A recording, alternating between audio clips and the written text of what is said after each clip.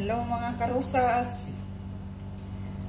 Samahan nyo ako dito tayo sa kusina. Magluto tayo ng karne with gulay. Pero bago natin gawin, siyempre luto muna tayo ng pagkain ni karusas. Maglinis muna tayo ng pagkain ni karusas.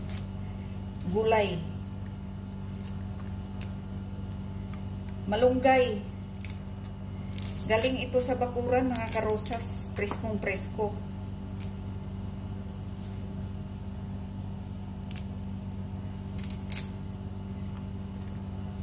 Kunti lang ang naharbis ko ngayon kasi ang sobrang init.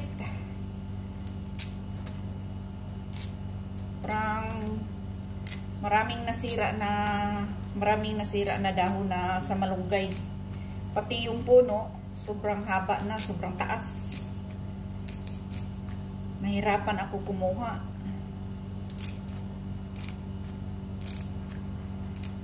So, konti lang ang lutuin ko ngayon. Yung iba, ilagay natin sa freezer.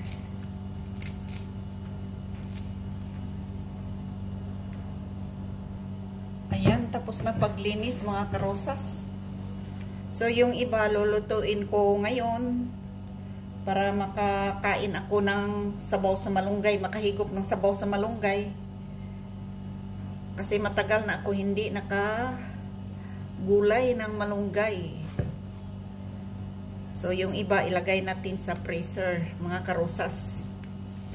Kahit 6 months, hindi yan masisira. Basta bago natin ilagay, linisin lang natin. Ito na ang malunggay natin mga karusas. Ilagay na natin sa freezer para pag anytime gusto natin magulay, kukuha na lang tayo. Kasi hindi lahat ng panahon magdahon ang malunggay dito. Pag sobrang init, by next month, mga lagas na yung mga dahon niya. So, kailangan, pag mayroong dahon, kailangan i-harvest na natin. Ilagay natin sa freezer.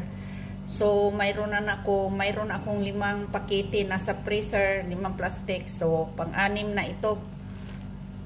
Kasi matagal na naman uli magdahon yan. Kasi pag sobrang init, wala na yung dahon. Tapos mabubuhay yan ulit. Parang lalabas yung mga dahon. Pero matagal pa by November pa or December.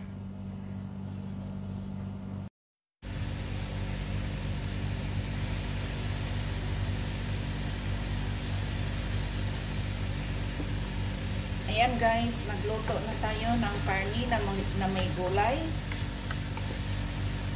So, nakalagay na ang patatas, ang beans. So, doon sa kabila, dito ang kanin. Dito yung pagkain ko, Filipino food. Yung parang lauoy sa atin, dininding.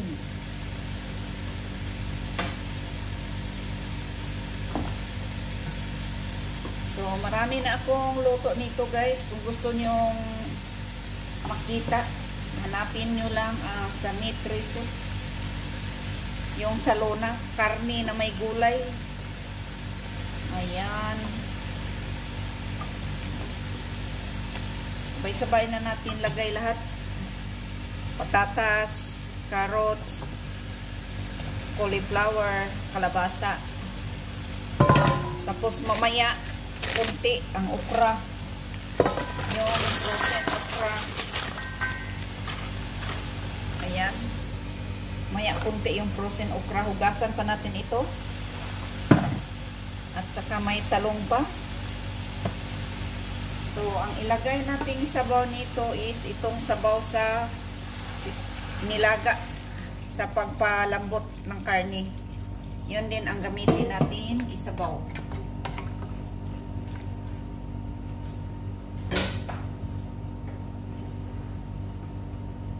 So, pag kulang pa yan guys, kailangan dagdagan natin ng sabaw.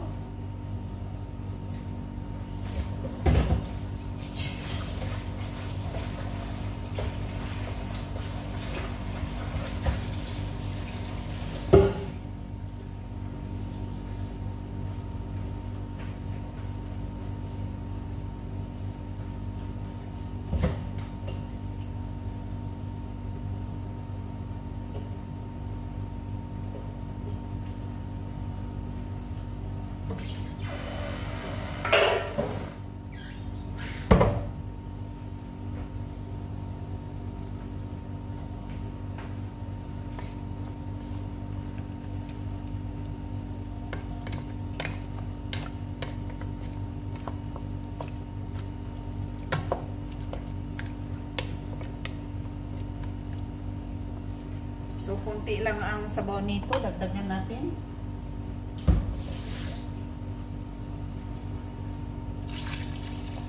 Ayan. Huwag lang masyadong damihan. Dami ng gulay. Yung itim is black lemon.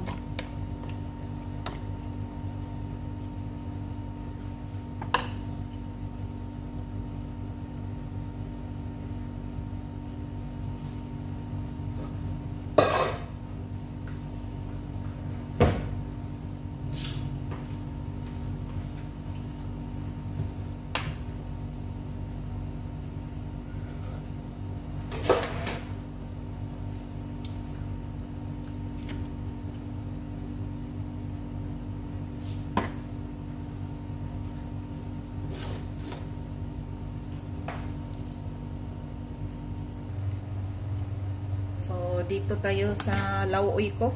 Wala itong halo-halo, guys.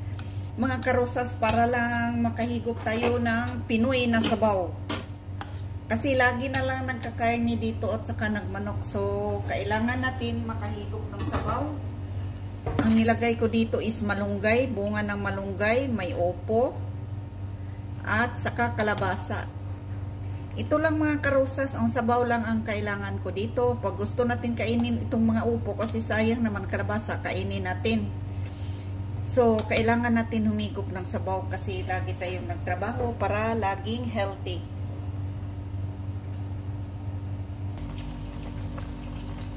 Lagay na natin ang okra. Ayan. Ang sarap na luto.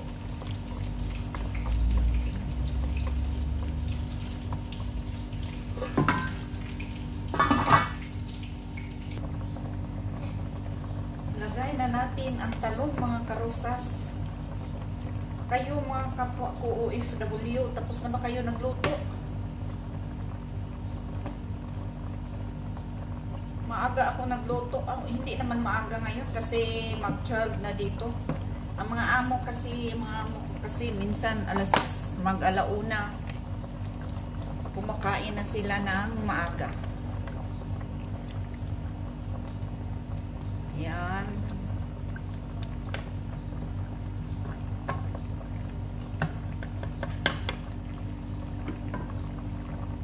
Ayan, hanggang dito na lang tayo mga karosas. Huwag niyong kalimutan mag-subscribe, mag-like at share para updated kayo sa sunod na mga videos natin. Thank you so much.